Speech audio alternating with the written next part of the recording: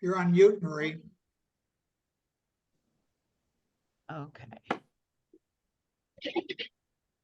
Well, before we get started, I'm just going to ask if you can all mute yourselves since it's now 10 o'clock.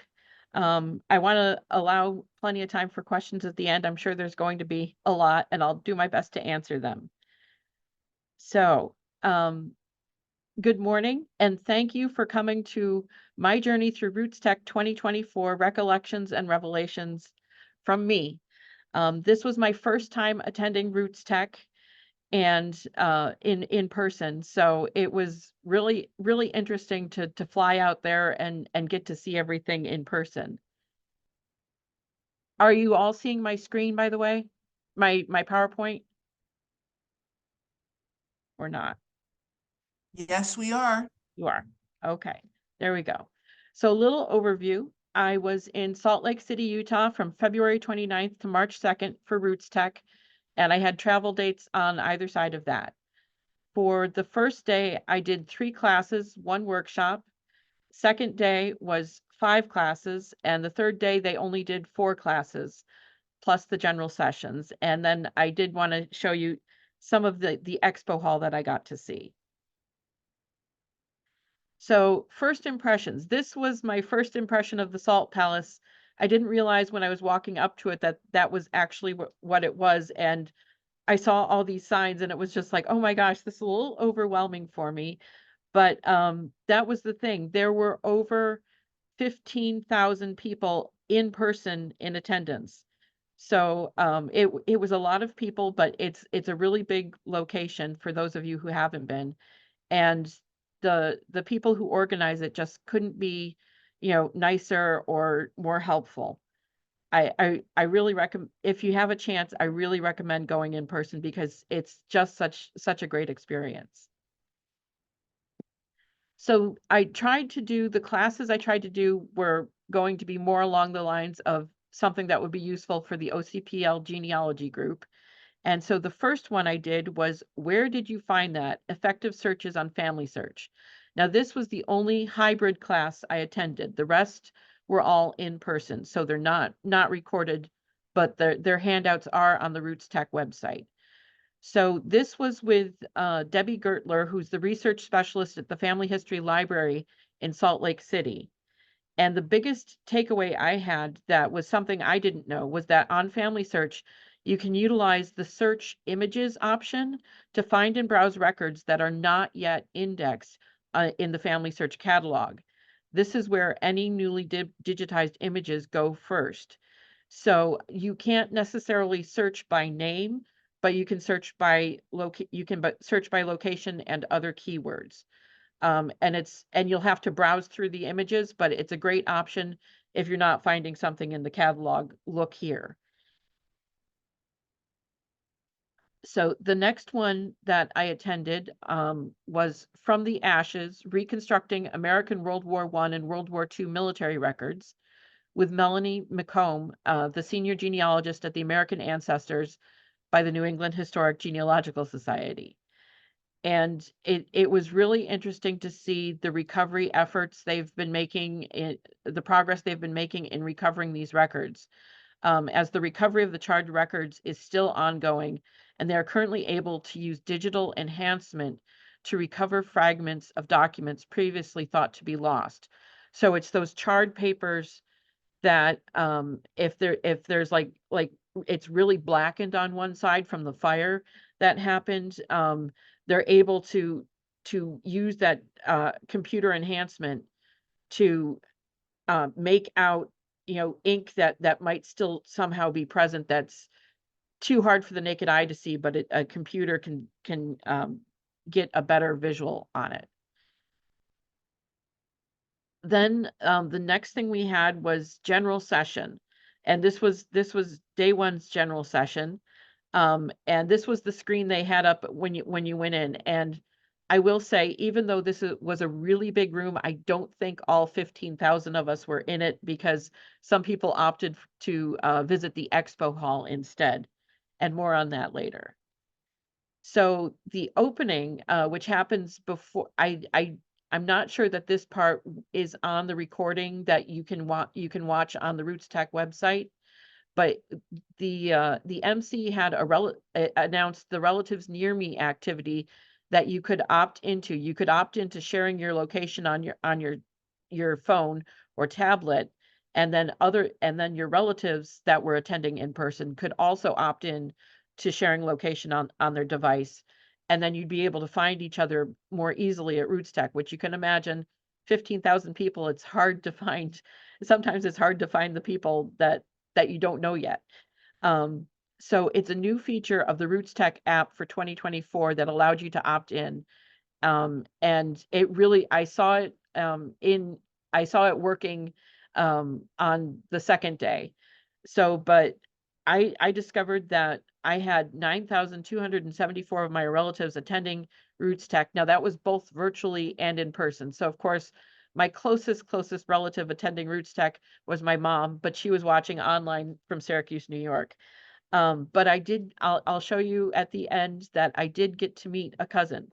Um, so I was bound to run into some cousins at RootsTech, but this first day I discovered I am 10th cousins with Ancestry's chief genealogist, Krista Cowan. So it's like she's somebody I've watched on YouTube and I've recommended to you in the handouts. So it was just really, really kind of cool to realize that I'm actually related to somebody, somebody big in the genealogy world. Um, so the next announcement came from Family Search, and I'll try not to tear up, but they had a short film based on the 2024 theme, which was Remember. And the film depicted a few people of various ethnicities with one thing in common. They didn't think they had a story worth telling. They were then taken to a room and shown a variety of pictures from their lives in sort of a slideshow format. And this was interspersed with videos of friends and family talking about them, how that person had affected their lives or memories they had. And the biggest takeaway was that everybody's story is worth remembering. And yeah, there was not a dry eye among those of us in attendance. And even though it was a little less than the 15,000 total in-person attendees, yeah, there were quite a few of us who teared up watching it. And that short film is also on the RootsTech website, that you can watch. And I do recommend it. You'll want some Kleenex, but you should watch it. It's definitely worth it, especially if you think your story's not worth telling. So the next one was announcement by Krista Cowan, my cousin.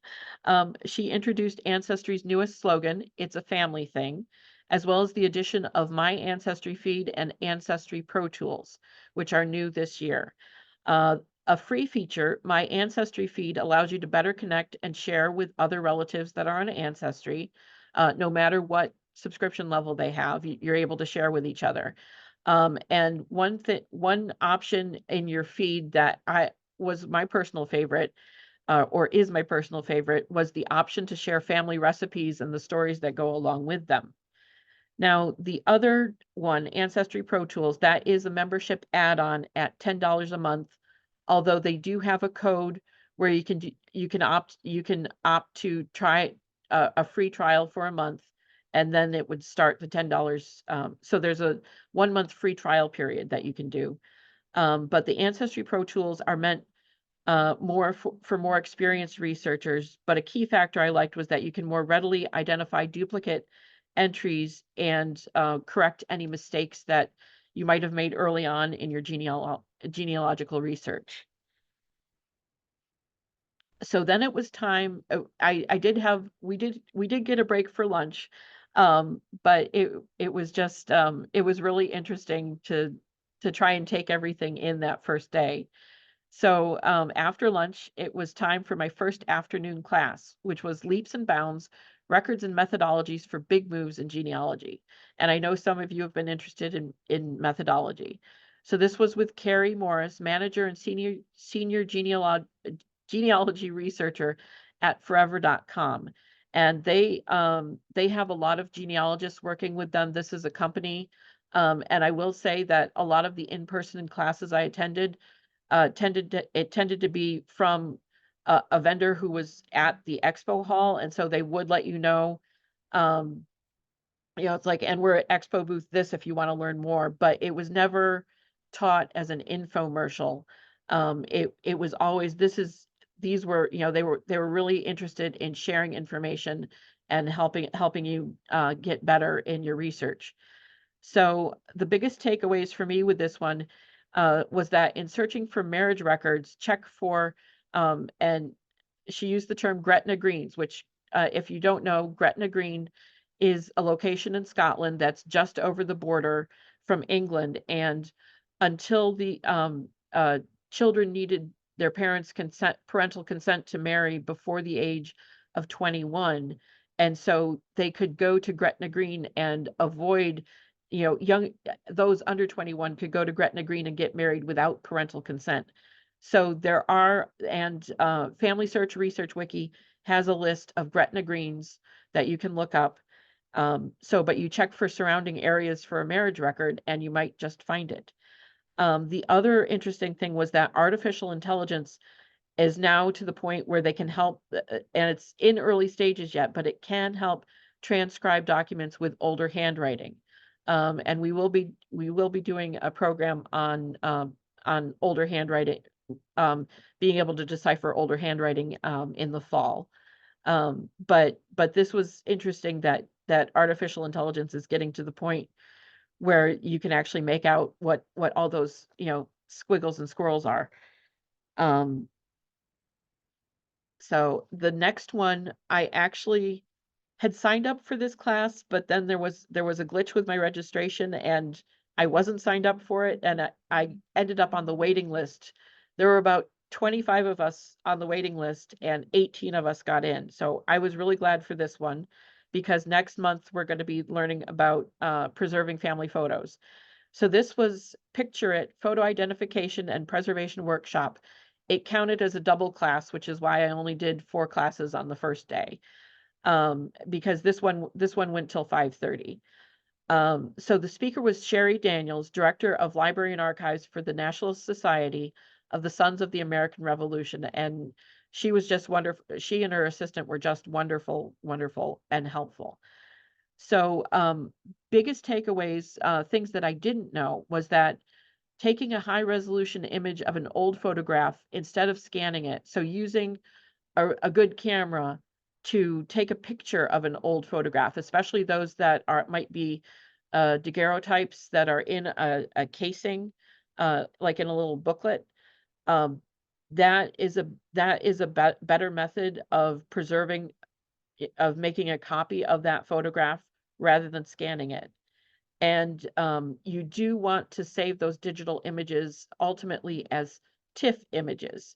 Um, and there's some technical, I know it's a little bit technical here, but 300 DPI for documents, 600 DPI for photographs, and 1200 DPI for slides. But to more easily share images rather than trying to do it as a TIFF image, which takes up a lot of it's a quite a big file size to share. You do share it as a JPEG file, and that's something that you can share with family and friends. Um, and that and that's the and that was really interesting. But the difference between the two is the TIFF image will always retain the quality that it had, that the original has. JPEGs, the more they get opened, apparently, it's like, not that they degrade quickly, but the file will degrade over time, apparently. And I know we have someone in the audience who we can talk to during Q&A a little bit more about digital photographs. Um, so then day 2, um, I decided to get an early start, which you can see. This was the view outside my hotel, with the Rockies the Rockies right there, and it was just such a beautiful, beautiful morning, that I had to take a picture to share. And so my first morning class, and I was pleased that I arrived early enough to get a good seat for this one. This one was titled "The Largest Census of American Women You Haven't Heard of." And this was with Amber Oldenburg, genealogist, lecturer, and social media manager at Your DNA Guide. And the biggest takeaways from this one were that the Women's Committee of the Council of National Defense ran the women's registration campaign from the fall of 1917 to the spring of 1918 in some states. They collected over 4 million names and details of women. These cards are not at the National Archives, but kept locally, if at all. And the other thing was to learn that New York State opted to not run this registration. Instead, they ran a military census that collected both men and women. The other takeaway that I actually didn't put on here, and I should have, is that the Women's Committee of the Council of National Defense, this the names they collected, they did not restrict it to just white women. It was all ethnicities, and they actually printed out cards that were used that they had these translated into multiple languages so that they could reach out to immigrant populations as well. And this was actually the American one. There was also one done in Britain at the same time. It was a way to collect and see uh, what jobs women might be able to take over from the men that were fighting in World War I. So you may notice a theme for my second day, at least for the morning. This one was finding the hidden women in your family tree. And this was with Barbara Vines Little, who's a professional genealogist. And she was just such a delight. She was there early, and so she made a point of going around and talking to all of us that were there early and getting some questions ahead of time that we might want answered. The biggest takeaways for me with this one was that until the age of 21, an unmarried female was considered an infant in the eyes of the court. So this means, for example, you shouldn't be surprised if the Jane Doe identified as an infant in an 1845 court record is listed as being 14 years old in the 1850 federal census. The other thing was that female children couldn't marry without parental consent until they were 21 years old, similar to the Gretna Green's um, uh, tidbit that I learned. So if the mother, and the other part of that was if the mother is the only one providing consent, that would mean that the father had passed away before consent could be given. So day 2, general session 2. And like I said, this was the view. This is actually the view from day 1 because I missed this session in favor of visiting the expo hall and meeting fellow attendees because there was so much to see and so many people that I wanted to try and meet. So with the good thing is these sessions were available as a recording. So I did get some highlights from there. So and because I missed the session, it was just with so many choices of classes and it being my first time in person, I wanted to gain some insights from some of the other people that were in attendance. So I better learned how to utilize the relatives near me feature. And it was actually, we were sitting at the tables that are in the far background there, just eating, getting an early lunch in so that we'd have more time at the expo hall. And the person I was talking with was showing me the feature and she turned it on and that was the thing. She's like, "There's a relative near me." And it's like, "Your name's not Julie, is it?" And it was and somebody piped up from the table next to us, "My name's Julie." And they looked and sure enough, they were 8th cousins 2 times removed. So it really worked just that easily. Which was like, "Oh, maybe I should give this a try." And I hadn't realized where it was located on the app, and so that was the thing. They showed me how to use it. And the other thing I have to say is when they say wear comfortable walking shoes, wear really good sneakers with decent cushioning because you're going to do a lot of walking. Now, I will say though, for those of you who might be interested in attending in person with lower mobility, if you have lower mobility, they do have little scooters that you can take around instead. So, but for those of you who walk, wear really good walking shoes because I'll be honest, I wore some decent walking shoes, but they weren't meant for long time. They weren't meant for long-term walking. And then the other part of that is you will want to give your feet a break from time to time. So do take advantage of being able to take breaks.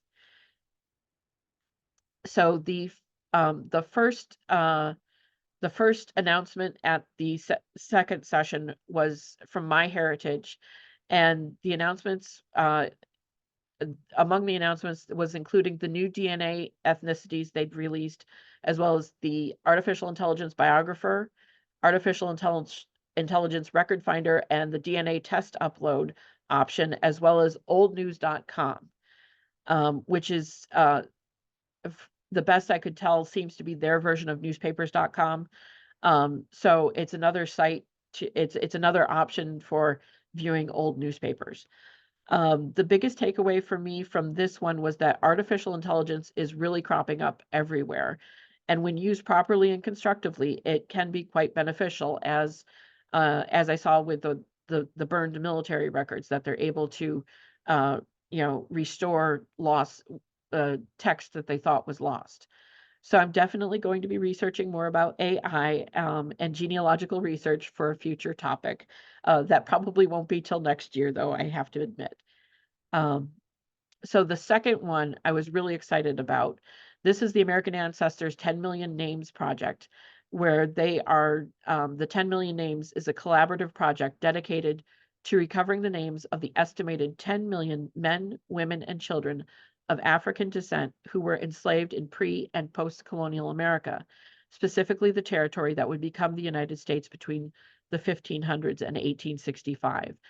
And there was actually a class, I opted to take another class, and I believe their session was recorded. So you can find out how you can actually go to their website and you can take part in this 10 Million Names project and help restore these names of these men, women, and children who right now are still nameless to their family. It just really, it was really powerful to know that you can take part in this. So, lunch break again, which I spent most of the time in the expo hall, which you'll see. But then my first afternoon session on day 2 was how to effectively write a great family history story, yours or someone you love. And this was actually with Rachel Trotter and Rhonda Gay Lauritsen, who work for Evalog Life. And the biggest takeaways were that your true story is enough, no matter if it's full of good choices or bad ones or a combination. And overcoming or even not overcoming difficult things in your life is worth telling and leaving to, your descendants and your extended family and people who will come after you in general.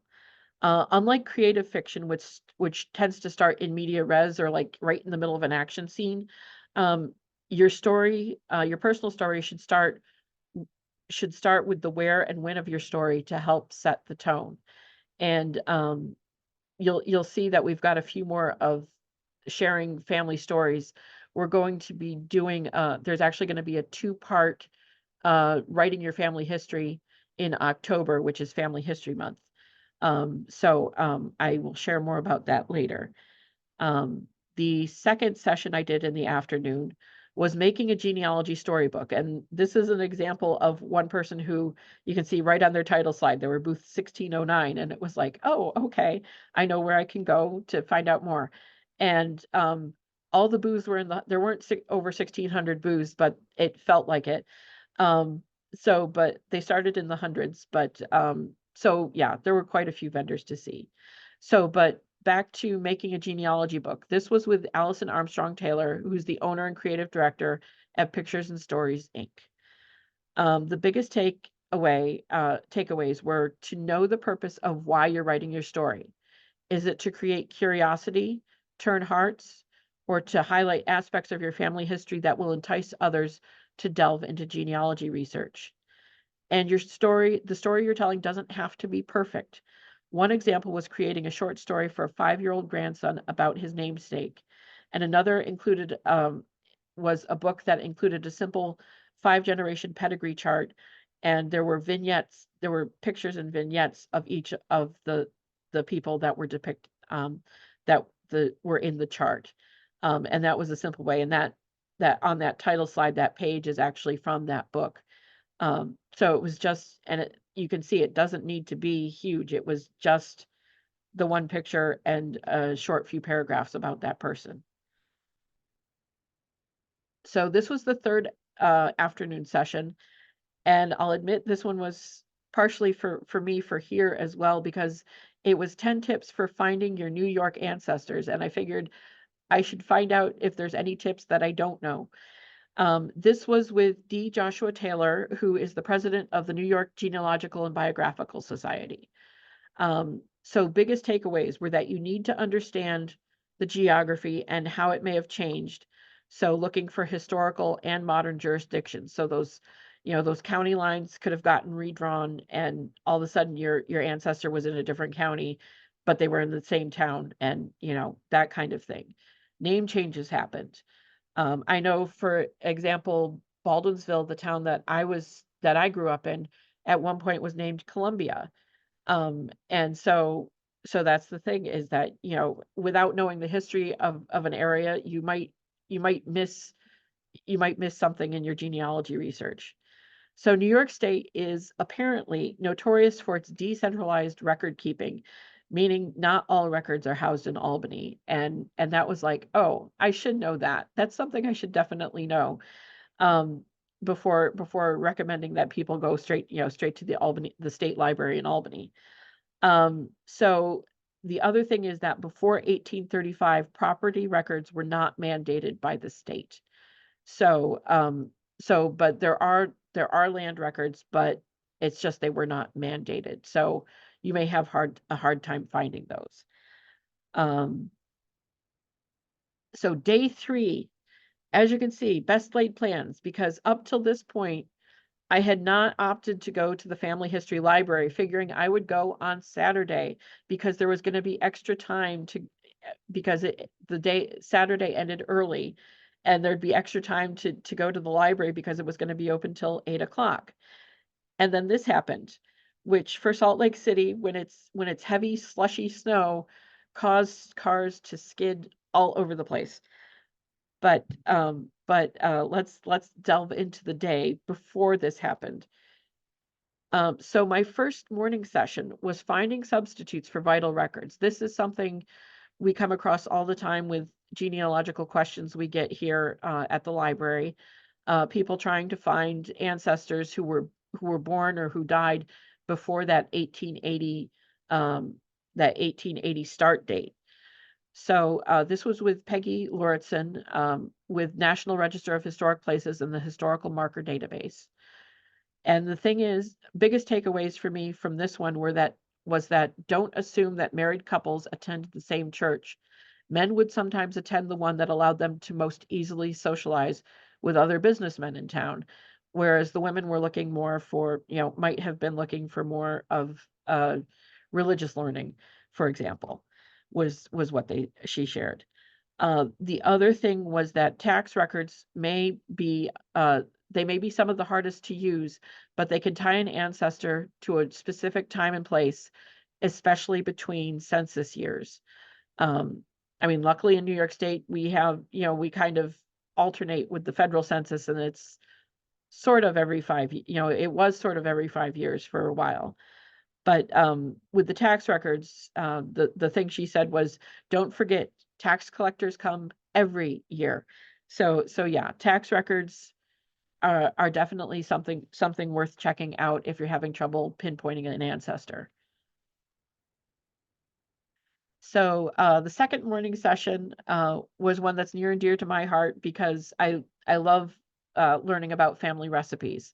And this was Repeating Recipes, Food and Family History with Allison Dupre Singleton, who works at the Allen County Public Library Genealogy Center, which I'm sure you all have heard of. The biggest takeaways for this was that the association of food and memories tends to be the strongest of the sensory memories. And so she had us close our eyes and think back to a favorite smell, a favorite smell, a favorite taste. And it was just like, and I bet all of you had some specific food in mind. That was part of that exercise. So one novel method of preserving family recipes, she said, was to actually make a video. And again, it doesn't have to be perfect, but you can have someone record you making the recipe and relating the story of who taught you the recipe and other memories related to it. So maybe it was a favorite family recipe to make at Thanksgiving or for Mother's Day or Easter or just for family reunion. It's like, oh, so and so always brought that lovely green bean casserole with all the bacon and and the crunchy onion and everything. I have an aunt who always used to make that. Um, that's why it's a good memory for me. Uh, and then day 3 general session. And I actually did attend day 3's general session. So the first one was the opening was the RootsTech passport raffle results. The premise was that you collected signatures in this little passport booklet, and which were actually stamps from the main vendors in the expo hall. There were about 21 of those that you had to collect. Plus you collected 5 signatures from 5 vendors of your own choosing out of any of the ones in the expo hall. You submitted the completed booklet before 10:30 a.m. on Saturday. And then at general session, just before the 11 o'clock start, they announced the raffle results. So, and next time I go, I'm definitely going to participate because the prizes included free consultations with professional genealogists, memberships, hotel stays, especially for some of the hotels that are near the Salt Palace, which would have been nice on that last day. DNA kits, and last but not least, 2 people won brand new computers to hold all their genealogy research. And that was just amazing to see, because they just kept announcing, some people also won free software. Um, it was just, the prizes kept coming and it was like, oh, I thought it was going to be like maybe 2 or 3 things, and there were about 20 prizes. So, not quite something for everyone because of 15,000 of us, but it was still definitely interesting to see. And Find My Past, they released their free to view home children record collection plus other collections. They did announce other collections um, that they've recently released, but this one really, I actually started looking it up while the CEO was making the announcements. And this collection features British orphans who were sent from England to Canada, and I left off that this was during World War II. So that's something if you have British ancestry, and you're trying to figure out where that ancestor might have been, might have come from. This collection could help you find that person. Um, and I forgot to change my title, but this is actually Storied, not Ancestry. So Storied highlighted their offerings, including Family Tree, Creating Stories, Story Assist, and newspaper records is another thing that they've started sharing. But the biggest takeaway for me was that they helped create the RootsTech 2024 Family Cookbook, and and I don't know if the offer is still on their website, but they were offering that you could put together a book for $50 as opposed to their regular $99. Um, the cookbook, if you want to get an example of what they create, and they do create hard copies as well as digital ones, but they have the free digital download, the RootsTech 2024 Family Cookbook, which is a free digital download on the RootsTech 2024 website. And just of note, if you can make out on the slide there, the shirt of the person in front of me says, "How can I help?" These were people that were interspersed throughout the entire Salt Palace, and they were always ready to help and give advice if you were lost, if you needed a question answered. They couldn't have been more helpful. So you just looked for that shirt and you knew you were headed in the right direction. So the keynote, I was really looking forward to, and it did not disappoint. This was with Kristen Chenoweth. She shared her story of being adopted as an infant and looking to find her birth mother.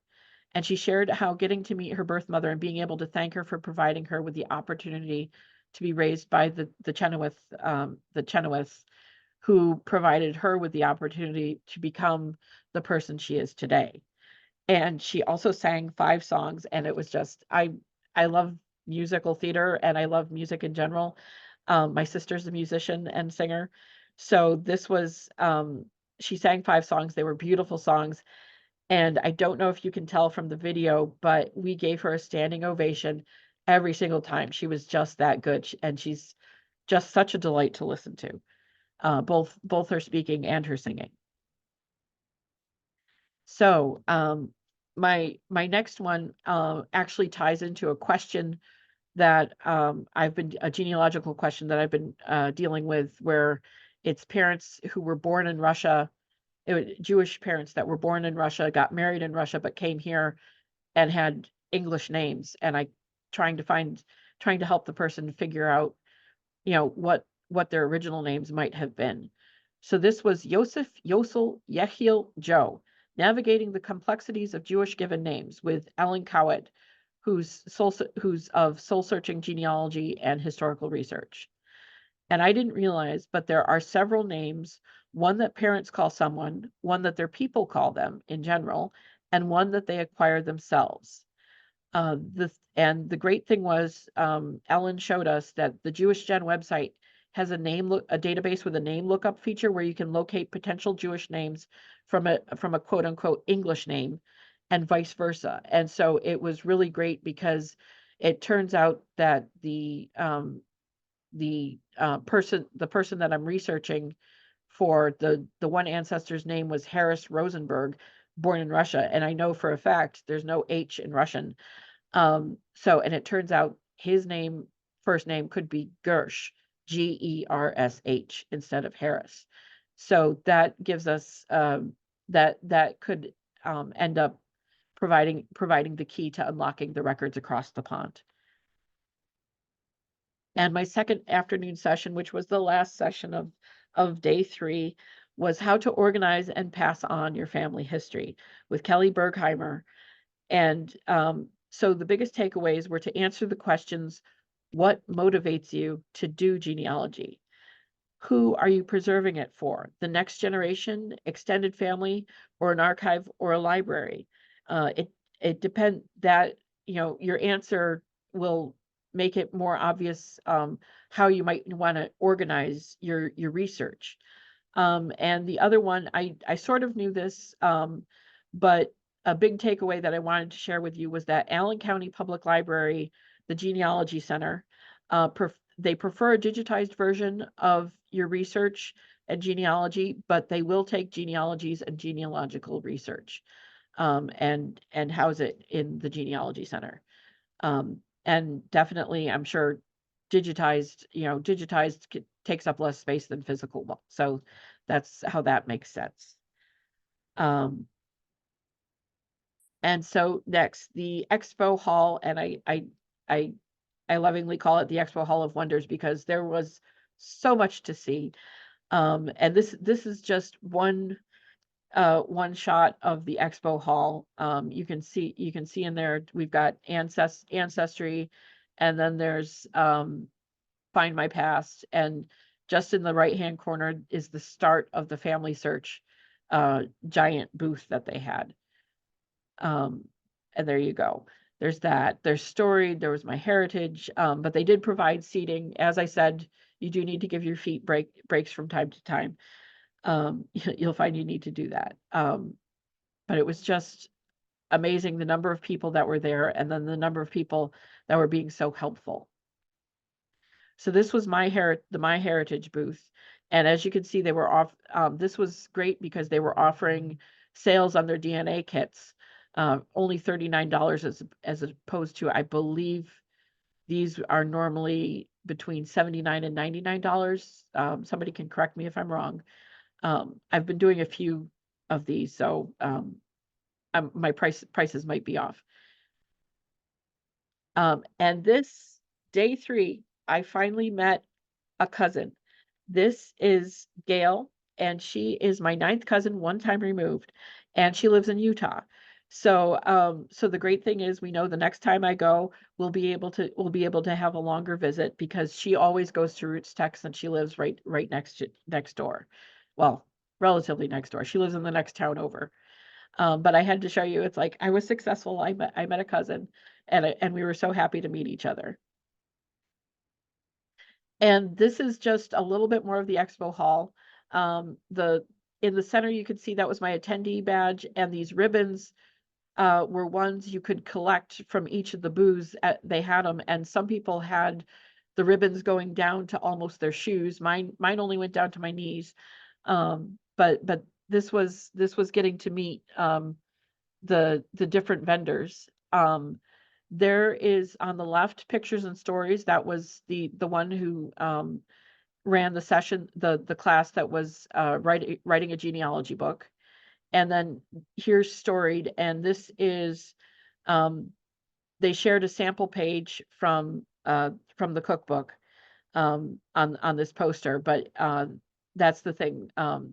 They were big into sharing family recipes they actually had 2 booths. So that was that one. And just remember, your story is worth remembering.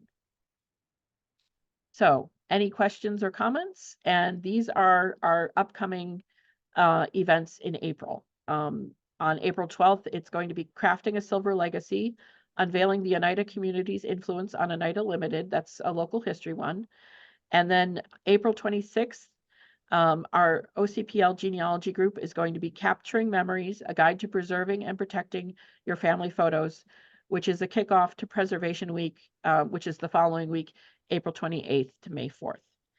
And I will stop sharing so that we can see everybody. There we go. Wow, that was pretty amazing, Kate. Oh, thank you. Thanks so much. I mean, you're a real treasure for us here and, so appreciated. Oh, thank you. It was wonderful. Thank you. Hey, can I ask a question? Hey, can I ask a question? Yeah. Oh, Um, Janine, you have a question? I actually put 3 things in the chat that I wanted to comment on. The first one was there is a wonderful review of AI for genealogy that Family Search did, that Roberta Estes wrote up. Everybody, you need to read it. I'll give you the highlights for like 10 seconds. AI can read things that human beings cannot. Things that will never be indexed by human beings are being read by AI. They showed a document, which is in this little thing I gave you the link to. It got 90% right. The 10% it didn't get right, maybe even less than that, but whatever. The learning lab will tell it, no, that F is an S. And next time you see it, it's not an F, it's an S. It'll know going forward. So it's just kind of amazing. And then Roberta, this is my last comment about it, said, we will be able to do the genealogy of entire towns and cities someday, thanks to AI. So it transcribes English documents, it transcribes and translates other documents. It reads script you and I will never understand. It's like amazing. That's my first comment. My second one is, as Baldwinsville was once Columbia, DeWitt was once Orville. Oh, And my third comment was, some women might have been going husband shopping at church. Think about it. I had a neighbor who wanted to see what the other side lived like and took her kids to the most upscale neighborhoods in Connecticut so that she could get that look. I'm sure there were women who went to a different church because they wanted to upgrade from the guys from their neighborhood. That's my thoughts. And thank you so much for this, because this was wonderful. oh, thank you. Yeah. And Molly? Yeah, I was wondering, I was writing frantically as you put the vendors up about the recipe book and the storied and all of that. Are you going to do a handout, or could you do a list of some of the highlights from your show? Because it was really excellent. Yes, I am going to do when I send out I'm going to put the chat log out as well. So what I'll do is I'll put the links on that handout. I Oh, that'll didn't, be great. I'll admit, I didn't do one ahead of time. Time got away from me a little bit. So, cause I had a glitch. I had been working on my PowerPoint on a Mac instead of a PC, and my fonts didn't transfer, and it was like, oh gosh. And I actually did miss one where story got called Ancestry, but they'll forgive me, I'm sure. Okay, well, that's good. Look forward to getting that. Thanks. Yeah. Kate, Yes. do they realize, I think you mentioned it, but I'm not sure, that they can go to YouTube and see a lot of these? Well, you can go to the RootsTech website. And I don't know if I still have it saved.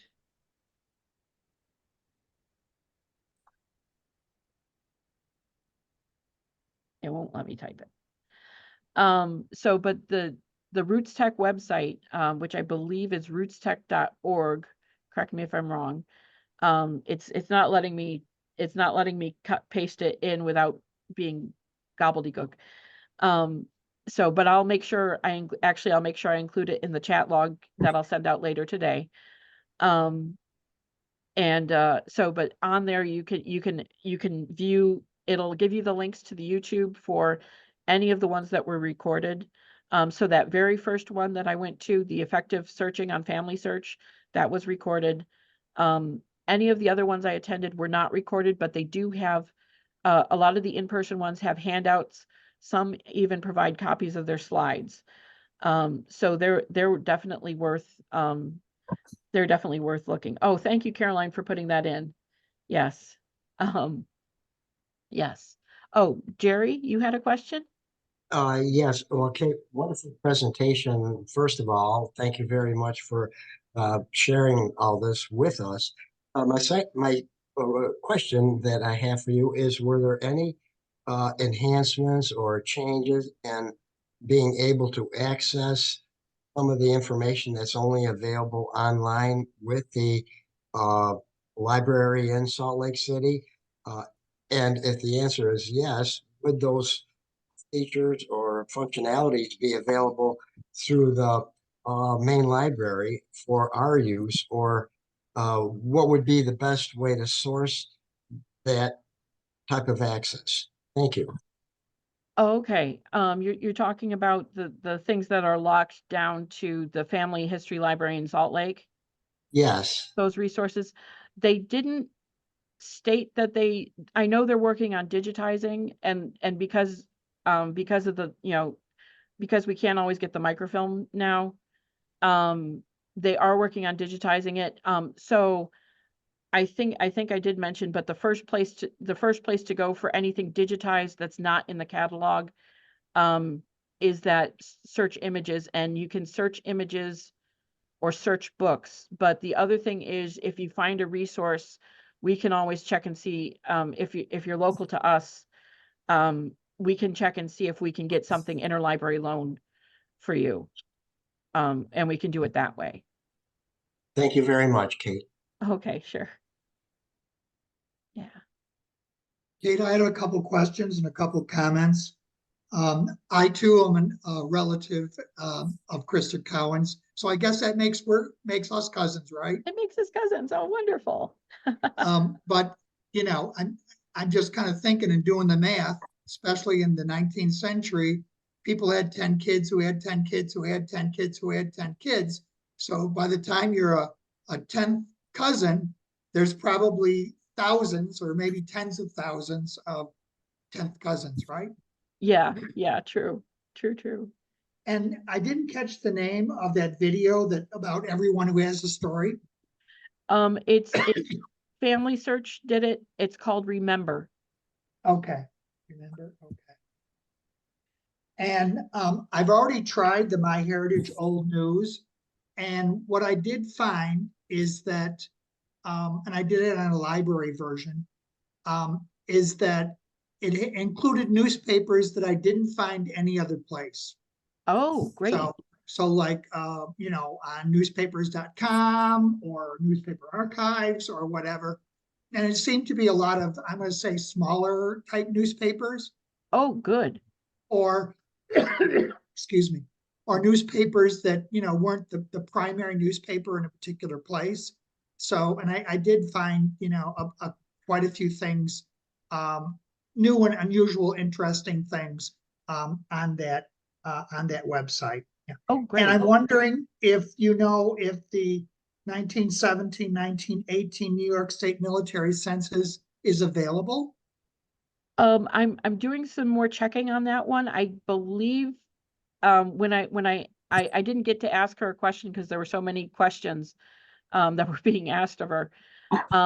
But I believe that she said it was through the state archives has it. Because the that New is York something State? that should be in Albany.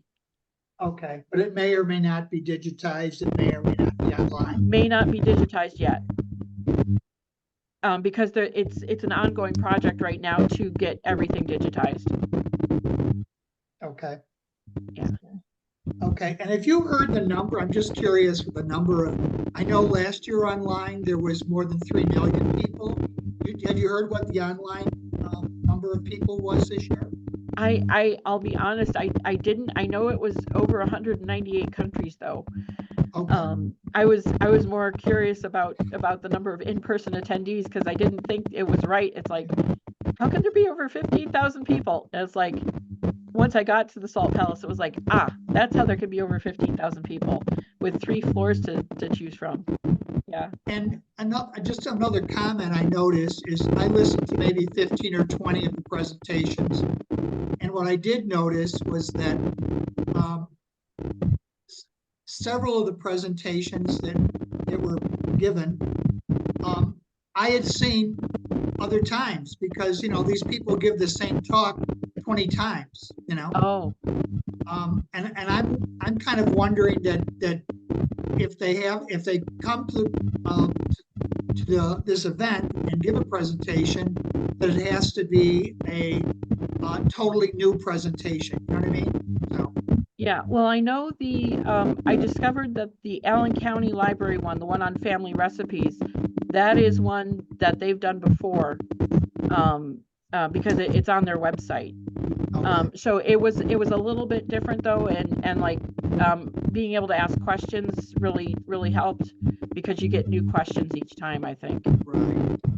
Well, I think these people like, Thomas McKinty and some of these other folks, it's part of their business plan.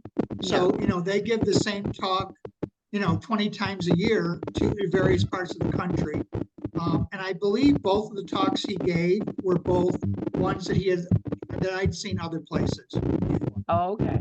Yeah. All right. Oh, Janine, you had a question? 3 things. 1, can Victoria mute herself or can you mute her? We're hearing like a lot of scratching coming through. Oh. Thank you. There we go. Okay. Yeah. 2, listen, guys, I have relatives in Italy and I have relatives in Sweden. They're not related to each other. So that you're both related to Krista doesn't mean that you're related to each other. Could be, but then again, Krista, though. maybe not. Okay. There's a common ancestor. With that said, old news. A client asked me to do some work this week. The areas of interest were Salt Lake, Omaha, and St. Petersburg, Florida. There were major and minor papers in there for all 3 areas, Salt Lake, Omaha, and St. Petersburg. I look like a hero. I found 4 photos that he wanted of this particular person. I found 300 stories. I found him running for a lot of offices, most of which he didn't get. I found him being part of organized baseball, organized polo. There was just so much in there. I said that to somebody else I know who does newspaper research, and she goes, yeah, and this week all I found was stuff I'd found elsewhere.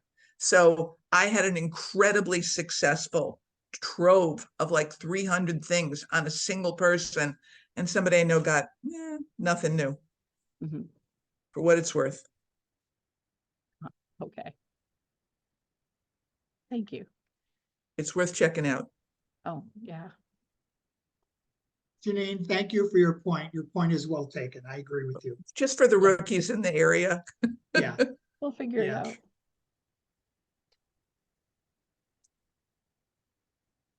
So any other questions or comments? Kate, did you get a chance to go over to the family history library? Oh, I forgot to tell. So towards the end of my final session, about the 10 minutes before we ended, somebody came in and said, just so you know, I-80, I believe it was I-80, is closed down because of accidents. And we went outside, and that first picture, the picture I showed you for day 3 of all that slushy snow, that was what was outside. And I wasn't about to try and walk 3 blocks to the trolley in the snow. So I tried to get a taxi back to my hotel, and the taxis weren't running. So I ended up getting a ride share that was, and it said Chevy Silverado, and it's like, okay, that should make it through this stuff. And so the thing was, they ended up, the shuttle that they have for the family history library is a golf cart. So it wasn't running, and they decided to close early because of all the snow. So I didn't make it. So next time I go, I'm planning on going a couple days early just to have the time to spend at the family history library. It's like, I couldn't believe it when I walked outside, and it's like, I'm not going to get to go to the library. No. So, yeah. Well, I went there probably about 15 years ago. That's why I was curious to see somebody who's gone recently, because back in the day when I was there, you had to request the microfilm from the mountain, and you could only request 3 a day. So you had to put in Oh. your order for the next day and then do your research there. But I mean, I could have lived there for a month Oh, I'm sure. without food or drink, because it was just so fascinating. But Yeah. yeah, I mean, it was worth it. Except I got there, I was in there in July, and they had some kind of political convention going on. So they stopped all the buses. So I had to walk back to my hotel, which thankfully was downhill, but it was 3 miles away. Oh, wow. Goodness.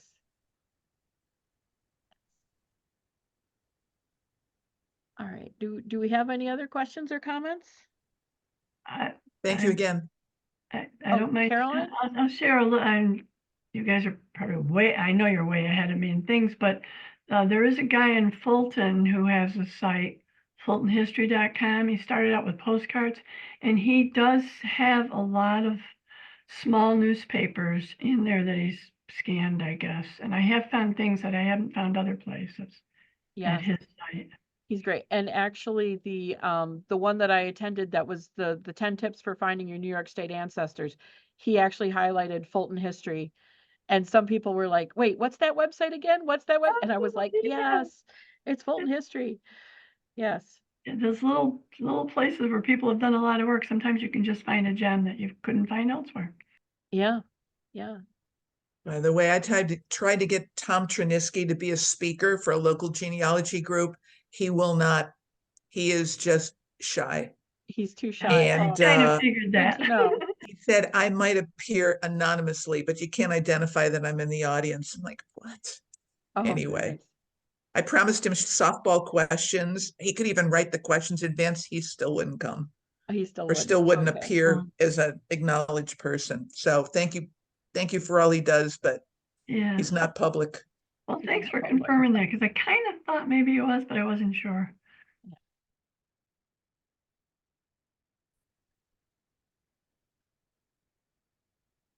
Do we have any other questions or comments? Just a question, maybe those of you can help. I have relatives who keep reaching out to me through Ancestry or another way, and I don't know if anybody's ever talked about this, but the whole impact of people finding out that they're a child of somebody Oh, and didn't know it. Like I didn't know several of my uncles and cousins had married and divorced and had a child apparently. And one uncle was a favorite uncle of a lot of us. And I don't know how that slipped through the cracks, but a young lady contacted me, and her father was dying in California. Oh. And she wanted to surprise him with as much information and genealogy stuff. I sent her pictures and things I did have, but it's happened a lot more. So now I'm dealing with other relatives who aren't as receptive or confused or haven't gone through the process I did. Does anybody talk about that? I mean, it has been kind of difficult. Not kind of, it's been difficult at times. because I just had another one again, a young man in the Binghamton area where I'm from. Great guy. His mother just finally told him who his real father was. She had gotten pregnant and didn't marry the man, but got married. And the man knew, she was pregnant, and life went on. And something came up one time, and I don't know, she said something and blah, blah, blah. And pretty soon, bing, bam, boom, he's my cousin. Yeah. Yeah. And Want to speak to that, Janine? There's a Facebook group for people who found out the father who raised them was not their biological father. I'm not finding it right now, but it was featured on the Today Show. I will find it quickly. Yeah. I'm Googling right now. Okay. Thank you. Yeah. But that helps people, because that's partly what I wanted to do was stop being, I don't know if the word's gotten out or something, but I've been a photographer since I was 10 and blah, blah, blah. And also just by default of interest and whatever, I became the family historian very young. I kept things that people would throw away, that kind of stuff. But I would very often give them to somebody who said, oh, blah, blah, blah, it's Annie, whatever. And okay, I don't care. But my point is, I don't want, number one, I'm getting old. Number two, I don't want to be the one they always go to. So that's part of what I was trying to deal with. Yeah. I'm still doing some reading on that type of situation. It is something that's, they actually had a couple sessions on that, on dealing with that very thing. But it was just, there were so many sessions to try and choose from, or classes to try and choose from. But you may see in genealogy circles, it sometimes called NPE, non parental event, I believe. Or not the parent expected. Or not parent expected. Oh, okay. Yeah. So that it's something that I'm still working on, and it looks like Janine does have a link in the chat now. I Thank have you. 2 links. Yes, Yeah. thank you very much for both. Yeah, Yeah, there are and- people who it's not the father expected or the mother expected. They were raised by a grandmother and told it was their mother. There are all kinds of variations on this, and there are support groups on Facebook. But I gave you two articles from the Atlantic, which will identify. I haven't found the Today Show piece yet, but it was there. Thank you very much, Janine. Mhm. Yeah.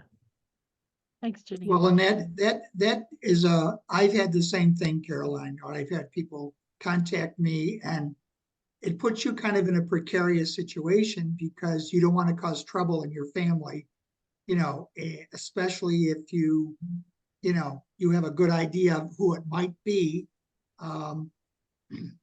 So it's something you got to be very careful. I find myself being very careful with it.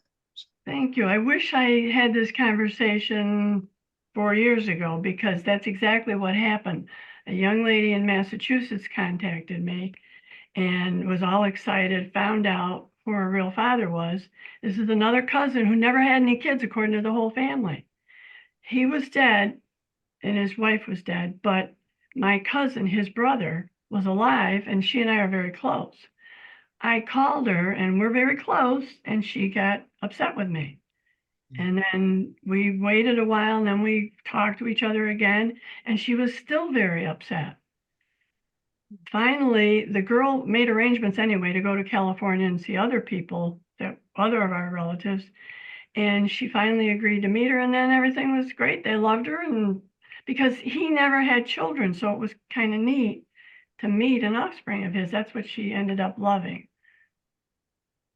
Thank you. But yeah, that was. So I put 2 more things in the chat. One is a link to a book that was written, Stranger in My Genes. And he had done a whole book on his proud Quaker and Mormon and Quaker heritage. And then took a DNA test and found out that his father was not his father, that his mother at 95 confessed that she'd had an affair with her boss. Brief. Anyway, it's rocked his world. He said 4 years later, I am still in shock that my saintly mother had an affair. The second one is the book Inheritance from Danny Shapiro. She didn't know that she was a sperm donor baby until she did a DNA test randomly. These will both be in the chat and they're going to be sent to you by Kate. You don't have to write them down. Anyway, I could go on, but yeah, it's a very popular subject these days. And I have them in my family too. Oh, thank you. Oh, Molly, you have a question? Well, yeah, I usually try to figure out, I've had a couple contact me on my Charbonneau line, which, and the Charbonneaus are very well documented because they were from, Quebec. So there's a tree online that goes way the heck back. And I try to figure out where they might be located on the tree, and nobody's been particularly close. It's always been far away. But it is difficult. I mean, I had someone from Long Island contact me, and so I looked at what he said. There was a DNA that was sort of like my generation was fourth cousin many times removed, which would have meant our common ancestor was way back. So I sent him all that. I sent him a guide, and I said, you might want to talk to somebody who specializes in this, genealogy research, because he was looking for immediate family, and really we weren't. So I try to at least do that much. Like, you have to do some of your own research. You can't just show up at my door and say, I'm your cousin. It's like, you got to, well, go and look. And I said, it's way far back. So I try to point people in the right direction. I've had another one. It wasn't the same situation, but he was the brother of my Civil War ancestor. And when he died, he was portrayed as being a veteran of the Civil War. So this fellow wrote me and said, do you have any evidence of this? And unfortunately, I didn't. I looked at all the Civil War databases. And I said, well, he was a tanner. So it could be he was in an industry that was exempt because of, the work they were doing, making shoes for the military or something like that. But yeah, it's always awkward. I mean, it might make a good topic. How do you deal with these awkward contacts? Because so that's how I've approached it, is to try to be helpful, point them in the direction as you would as a professional genealogist. I even put him onto the APG website, the Charbonneau guy, and said, go here, choose one that you like from your area and work with them to see if you can find who you're looking for. And that way it sort of puts it on someone else's plate. And they need to do some of their own, research. They can't just kind of just show up because they did a DNA test randomly. That's how I feel anyway. That's it. Okay, thank you. Okay.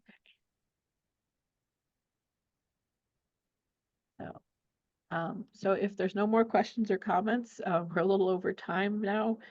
So I will see you all in the next round.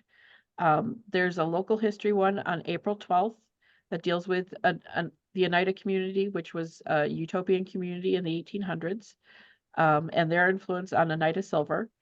And then on April 26th, we'll be doing preserving family photos. Okay? Take care. Thank you, Kate. Take care. See you Thank next you very time. much, Kate. Thanks, Kate. Really good. Yeah. Thank you. Thank you. Thank you, everybody. It was wonderful. Oh, wonderful. Kate, I would like to talk to you sometime. Okay. All right, I'll email thanks. you. Okay, thanks. Bye.